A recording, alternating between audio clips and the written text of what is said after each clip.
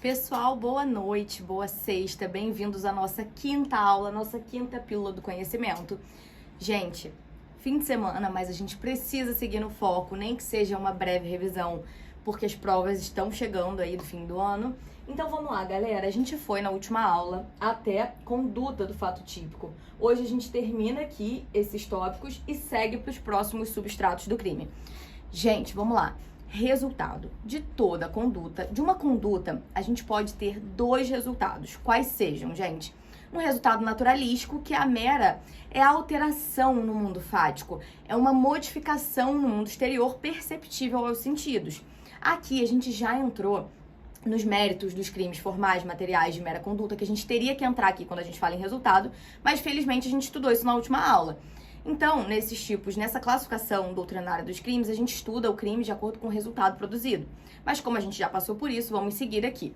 Então, o resultado naturalístico, gente, de um delito é essa alteração no mundo exterior. E o resultado, galera, o resultado jurídico de um delito é a lesão ou o perigo de lesão ao bem jurídico tutelado. Aqui a gente também teria que adentrar naquela classificação de crimes de perigo, crimes de lesão, enfim.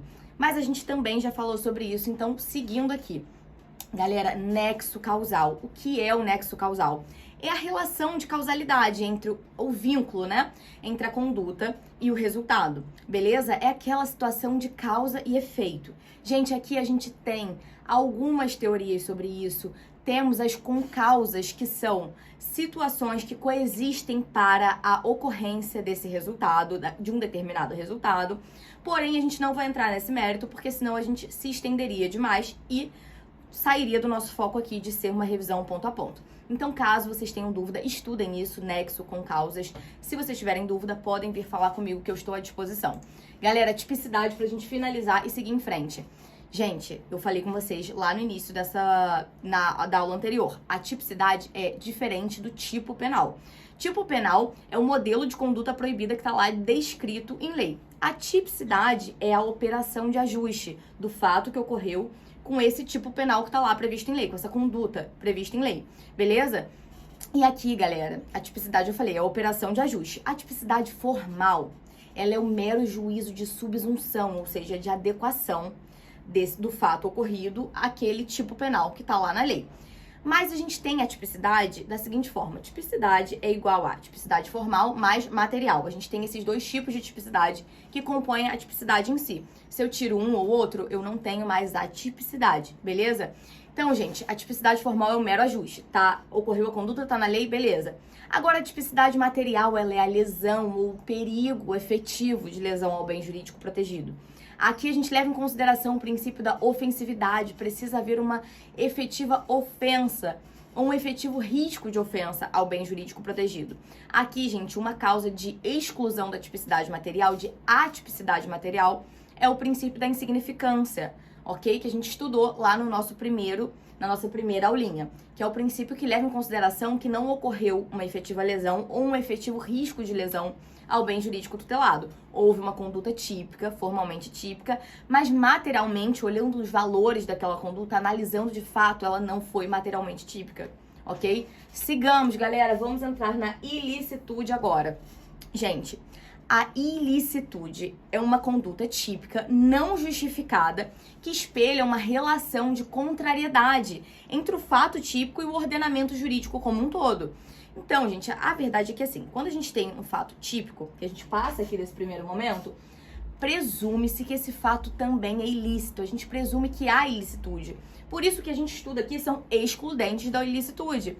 Por quê? Porque a princípio consideramos que o fato vai ser também ilícito. Então a gente precisa analisar se há alguma causa que exclui a ilicitude. Vamos a elas. Primeira, gente, estado de necessidade. Código Penal, no artigo 24, versa o seguinte: considera em estado de necessidade quem pratica o fato criminoso para salvar de perigo atual, direito próprio ou alheio, cujo sacrifício nas circunstâncias não era razoável exigir-se. Gente, detalhe que aqui precisa ser quem está agindo em estado de necessidade não pode ter provocado por sua própria vontade aquele fato, aquela situação de risco, nem pode, por outro modo, ter o dever de evitar, nem pode, de outro modo, evitar aquela situação. Um exemplo aqui, galera, é o seguinte: eu estou na casa de fulano e fulano bota fogo na cozinha. Quando fulano botou fogo na cozinha, eu saí quebrando a casa inteira pra fugir daquele incêndio, beleza? Então o que eu fiz? Em tese a gente teria um crime de dano, beleza? Ou então, além disso, eu ainda empurrei fulano pra ele sair do meio do meu caminho e fui embora. Por quê? Eu só empurrei ele, porque eu precisava correr e seguir, beleza? Então, em tese, a gente teria crime de dano, a gente teria uma lesão corporal, mas aqui, essas condutas se excluem pelo estado de necessidade. O estado de necessidade, ele exclui a ilicitude dessas condutas, beleza? Mas aqui a gente precisa que a pessoa esteja tentando se salvar de um perigo atual ou salvar um terceiro, beleza? Então, sigamos aqui, galera.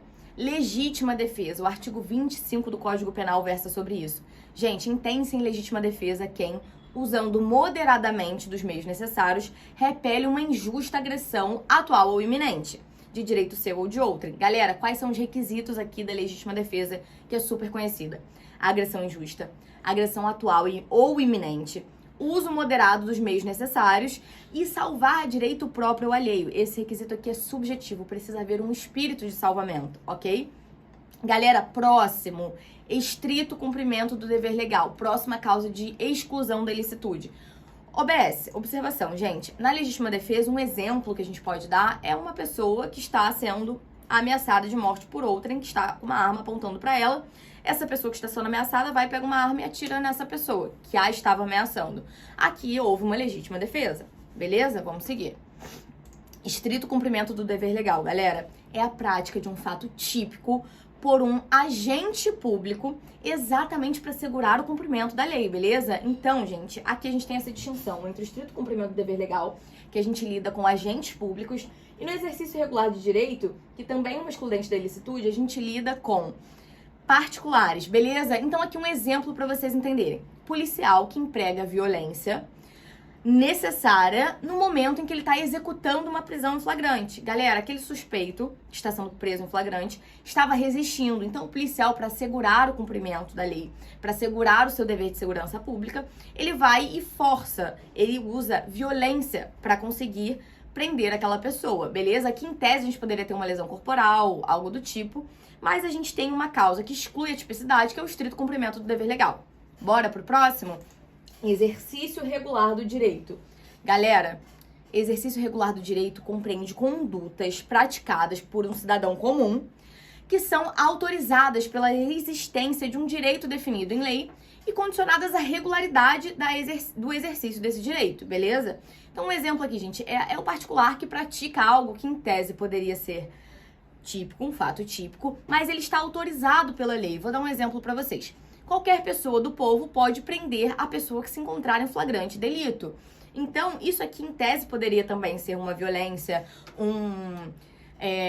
poderia ser um constrangimento ilegal, mas a pessoa, isso está definido em lei, é previsto, é um direito previsto que qualquer cidadão pode prender alguém em flagrante delito, beleza? Então aqui a gente exclui essa ilicitude mais uma vez. Galera, então vamos finalizar aqui, terceiro substrato do crime, bem rapidinho. Vamos lá. Gente, a culpabilidade é o juízo de reprovação, censura de um comportamento voluntário contrário ao ordenamento jurídico como um todo, ok? E a gente tem alguns elementos que compõem a culpabilidade. São eles a imputabilidade, a potencial consciência da ilicitude e a exigibilidade de conduta diversa. Se não tivermos algum desses, não temos culpabilidade. Se não tivermos culpabilidade, não temos o crime no geral, ok? Então, a imputabilidade, galera, é a possibilidade de se atribuir a alguém a prática de um ato criminoso. É a possibilidade de responsabilizar penalmente alguém. Quais são as causas de inimputabilidade, ou seja, em que não há imputabilidade penal? Doença mental, menoridade, ou seja, menores de 18 anos, e embriaguez completa, acidental ou patológica, porque a embriaguez pré-ordenada, a embriaguez voluntária, ela não exclui a culpabilidade, beleza? Então, só a embriaguez acidental completa ou patológica de um alcoólatra, por exemplo, que elas excluem a culpabilidade. Doença mental, menoridade e embriaguez, ok? Agora, a potencial consciência da ilicitude. Gente, o que é isso? É a possibilidade que aquela pessoa, que aquele agente tem de compreender a reprovabilidade da sua conduta. Gente, aqui, o que poderia excluir essa consciência da ilicitude? O erro de proibição. A gente falou já sobre o erro de tipo lá no início do fato típico.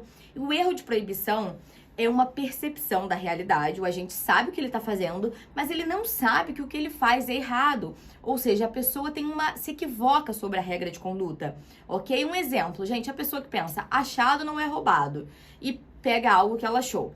Gente, a pessoa não sabe que existe a previsão do artigo 169 do CP, do Código Penal, que versa sobre o crime de apropriação de coisa achada. Beleza? Então é esse equívoco sobre uma norma de conduta, ok?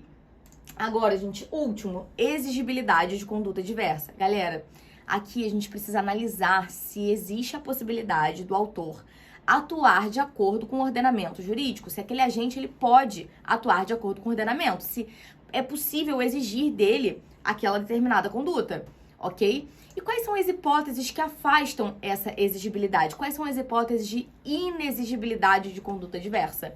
Uma coação moral irresistível. Lá no início eu até confundi, quando a gente falava de conduta, eu falei de coação física irresistível. Aqui, na culpabilidade, a gente lida com coação moral irresistível. Exemplo, uma ameaça gravíssima, uma pessoa que sofre uma ameaça gravíssima a si ou alguém de sua família. Isso é uma coação moral irresistível, então ela não vai ser responsabilizada pelo crime, porque a gente exclui a exigibilidade dela de se portar de outra forma. A gente exclui a exigibilidade da conduta diversa, beleza? Porque ela precisa agir daquela forma. Ela não tem a possibilidade de agir de acordo com o ordenamento jurídico. E obediência de ordem hierárquica. Galera, obediência hierárquica aqui também é uma hipótese de inexigibilidade de conduta diversa, desde que essa ordem de um superior hierárquico não seja manifestamente, claramente ilegal, beleza? Se não for uma ordem manifestamente legal, a gente também exclui a culpabilidade, ok? Galera, finalizamos os 3 fatos típicos aqui do crime. Espero que vocês tenham gostado da aula. Estou à disposição para dúvidas. Estamos avançando, já é a nossa 5ª aula. Vamos seguindo que as provas estão chegando e vai valer a pena, gente. Todo esforço sempre vai valer a pena. Espero que gostem. Se precisarem de qualquer coisa, eu estou à disposição.